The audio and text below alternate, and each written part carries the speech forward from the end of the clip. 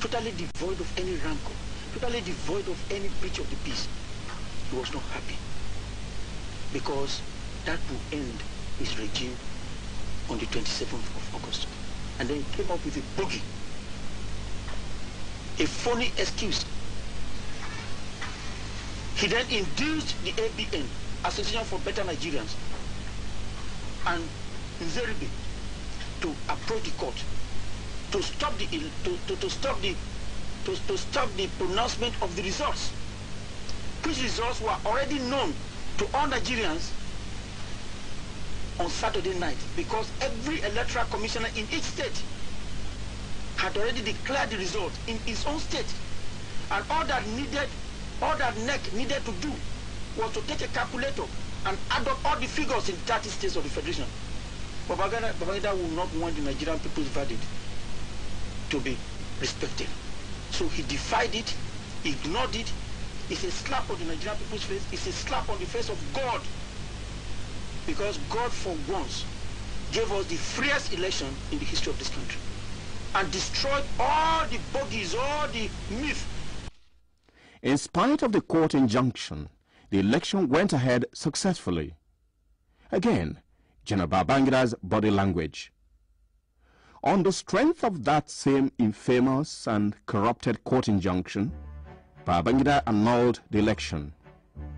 When he bowed to public pressure to end his 8-year grip on power, General Babangida told a restive nation angered by his unending political transition program and his unpopular annulment of the June 12 presidential election that he was stepping aside.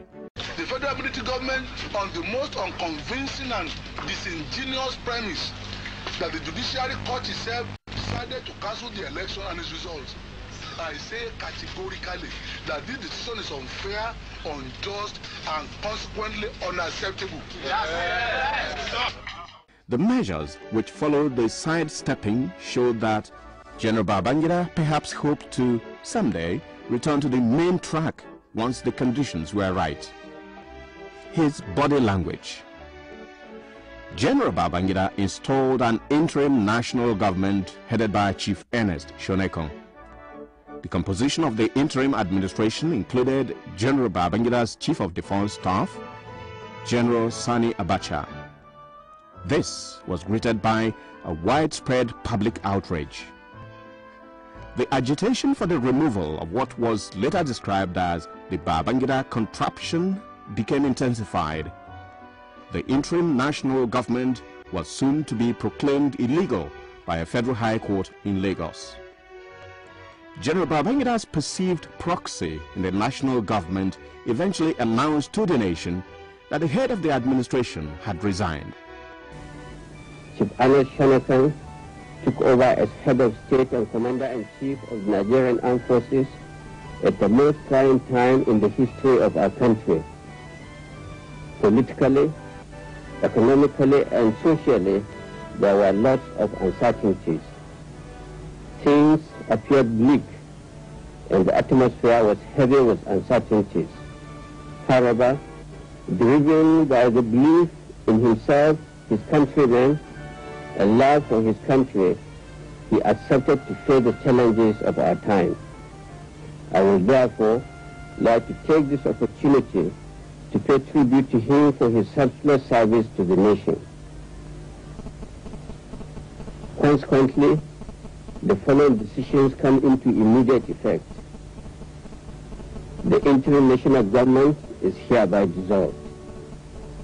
The national and state assemblies are also dissolved.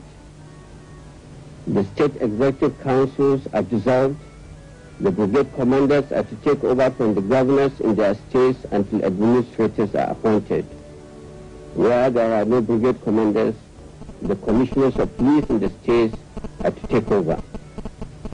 All local governments stand dissolved. The directors of personnel are to take over the administration of the local government until administrators are appointed. The National Electoral Commission is hereby dissolved. All former secretaries to federal ministries are to hand over to their director generals until ministers are appointed. The two political parties are hereby dissolved. All processions, political meetings and associations of any type in any part of the country are hereby banned. Any consultative committee, by whatever name called, is hereby proscribed. Decree 61 of 1993 is hereby abrogated. The Provisional Ruling Council is hereby established. It will comprise the head of state, Commander-in-Chief of the Armed Forces of the Federal Republic of Nigeria. General Abacha assumed the reins of power in what has been described as a palace coup. The army general started another unending political transition program which drew the ire of the nation and the international community. In diplomatic circles, Nigeria assumed the status of a pariah nation. Civil disobedience, which began under General Babangida, assumed wider and more violent dimensions. 8 years before, on the 27th of August 1985, General Ibrahim Babangida had laboriously tried to justify his forceful overthrow of the government of General Muhammadu Buhari in a bloodless coup. Trying to explain the issues, and we had an overwhelming support to do exactly what we think is right. A stupefied populace could not come to terms with the Babangida intervention. Not many were convinced with the reasons adduced by the coupists, and there was not enough time to assess the Buhari-Ijagbon administration. The Buhari government had spent only 605 days in office when Babangida struck with a firm agenda. Tom Mbeke Ekanem is an author, and in his book, Beyond the Execution, he wrote on page 28, beginning of quote, IBB never lived up to a single pronouncement that he made. Perhaps more in frustration than admiration, Nigerians nicknamed him Maradona. Babangida dribbled Nigerians with his surprise moves for the sole purpose of remaining in power and ensuring his survival and that of his posterity. End of quote. Tom Mbeke Ekanem may have recorded the assessment of several others in his review of the 8 years of General Babangida in power. The Guardian, in its editorial of September 4, 1992, concluded that the national economy was in far more dire straits than it had ever been before 1985. Quote, yes, it is obvious today that the economy is in even more dire straits. The debt burden has tripled. Hyperinflation ravages the land. The productive sector is shell-shocked, and the astounding paradox is the legacy of the SAP years. End of quote. Again, the Babangida body language. On the 31st December 1985, 4 months after he seized power, he told the nation that his structural adjustment program SAP was necessary to lay the basis for the correction of certain defects in the economy. The entire Babangida economic program was woven around the structural adjustment program. The program contained policy measures aimed at achieving the basic aims of economic reconstruction, social justice, and self-reliance.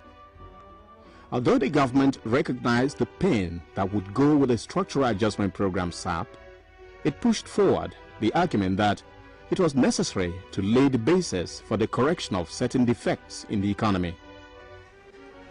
The level of production was nowhere near what we need to have a strong currency, and that's the main reason. And when I came in, up to the time I left, we were able to manage it, and I left